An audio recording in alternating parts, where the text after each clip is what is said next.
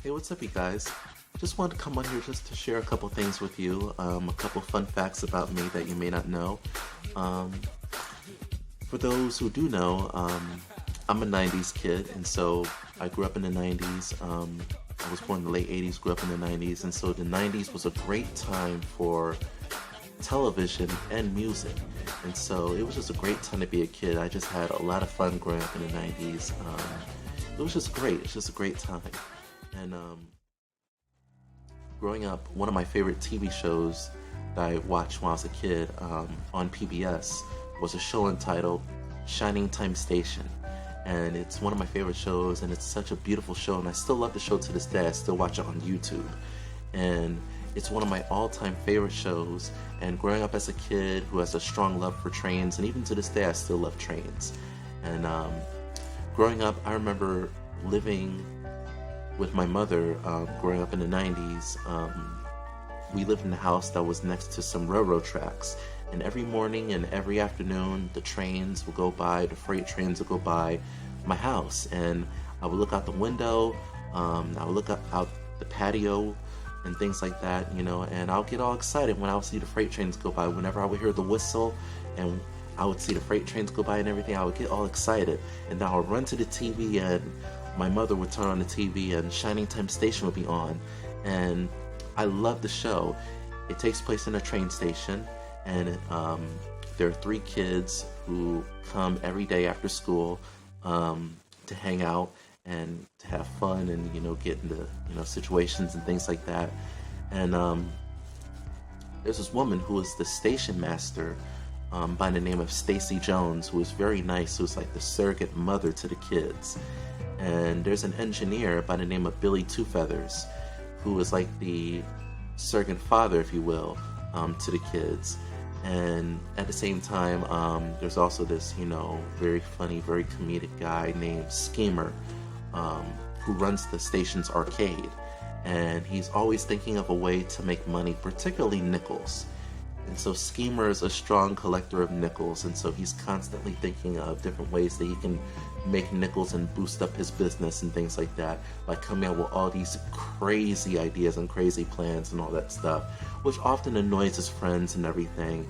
And at the same time, with him considering himself to be, a self-promoted genius, and so for him to consider himself a genius and everything, and all the loud outfits that he would wear, all the loud suits that he would wear and things like that, and the curl in his hair and all that stuff.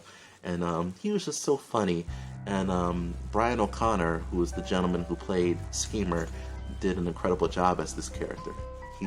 He always had me laughing. And also, there's one character in particular who lives in a signal house on the station mural. And he's a little guy by the name of Mr. Conductor. And he would appear at times, and he would give the kids advice and some pointers. And so Mr. Conductor was pretty much the voice of reason. He was first played by Ringo Starr in season 1, and then his cousin Mr. Conductor Jr. came along, played by George Carlin. And both were absolutely amazing. Both did a great job playing this character. And Mr. Conductor would appear and he would give kids advice, and at the same time he would tell kids stories about Thomas the Tank Engine and his friends on the island of Sodor. And this show, Shining Time Station, was actually centered around this show, Thomas the Tank Engine and Friends, which is a show that was very popular in the UK. And Rick Sigelkow, who came up with the idea of creating a TV show that was centered around Thomas, both he and Britt Allcroft were working together on this show, working on how to introduce Thomas and Friends to a US audience. And so that's where the idea of Shining Time Station came about, as a way to introduce kids to Thomas and Friends. And it was amazing. It was absolutely amazing. And I loved the show. I loved Thomas and Friends. And it was through Shining Time Station where I became a big fan of Thomas the Tank Engine and Friends. And so growing up, collecting the video series and everything, collecting the DVDs, and I still have the DVDs. The best of Thomas and everything, the best of Percy, the best of James, the best of Gordon, all that.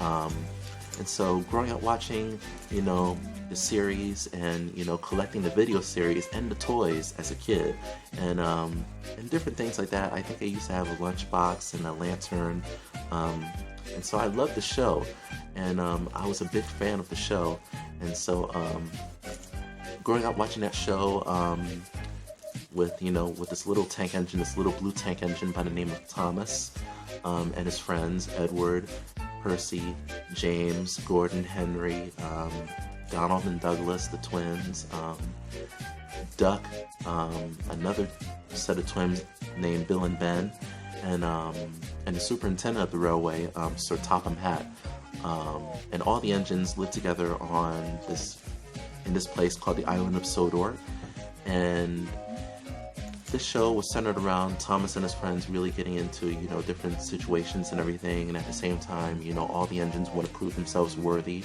you know, all the engines want to prove themselves to be really useful, you know, and they want to do a good job and please Sir Topham Hatt and everything. And at the same time, you know, just like us as human beings, we all get into situations. The engines get into situations, and they get into accidents and things like that. They get into little spats and disagreements with each other, things like that. And, you know, they end up, you know, learning from their mistakes, learning their lessons, and in the end, everything turns out all right in the end, you know. And that show really spoke volumes to me as a kid, and it still touches a special place in my heart. And growing up watching that show, I feel that me and Thomas can really relate, you know, to each other. And watching that show, I see a little bit of myself in Thomas. And so, you know, how we both want to be useful, how we both want to prove ourselves worthy, you know, and how, you know, we both aspire to, you know, do big things, you know, hence the quote, you know, little engines can do big things, you know. And so I love the show, and growing up watching the show and watching the feature film, when the feature film came out in the late 90s, Thomas and the Magic Railroad, which I thought was great, you know, I thought the movie was great, and how the popularity of Thomas and Friends just kept on growing. It just grew and grew and grew, you know, and even with the CGI series, I love the CGI series, you know, because of characters, you know, having their own voices and things like that, how the engines can talk, and they have their own voices and their own personalities and things like that, you know, which was great, you know. And, you know, as far as the new reboot is concerned, the All Engines Go reboot, I personally have some concerns about it, you know, particularly on Thomas's new look, and how it is now animated, fully animated now. I personally have some concerns about that. I understand that they're trying to reach, you know, the next generation of kids and everything, and at the same time, I feel that there's a way to do that without disrespecting Reverend Audrey's legacy, you know. And I really feel that, you know, with something that has been a legacy for so many years, for so many decades, you know, for a series that have really touched the hearts of so many people, you know, around the world, you know, I really feel it should be treated with great respect, you know. Such a great legacy like that is definitely, you know, worthy of great respect, you know.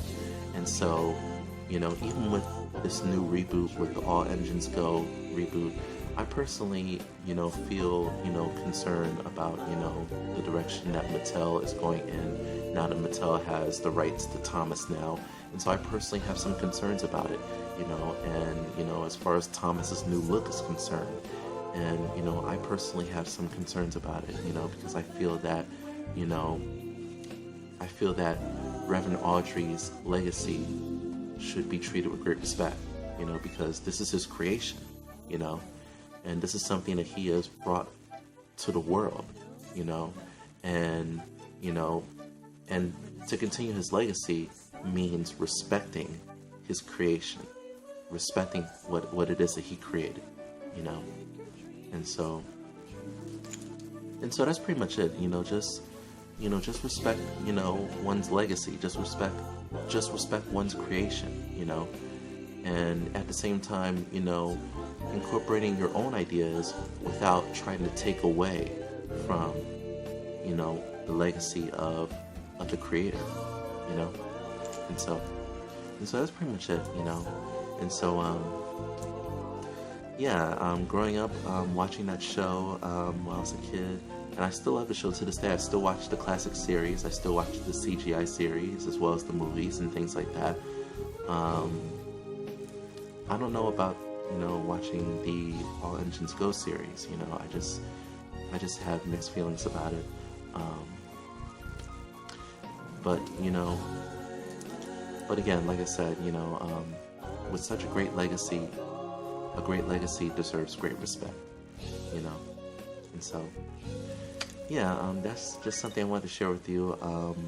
That's one of my favorite shows that I love watching as a kid, and I still watch, the show. I still watch the classic series as well as the CGI series, and it still touches a special place in my heart, and so that's pretty much it. I hope you guys got something out of this.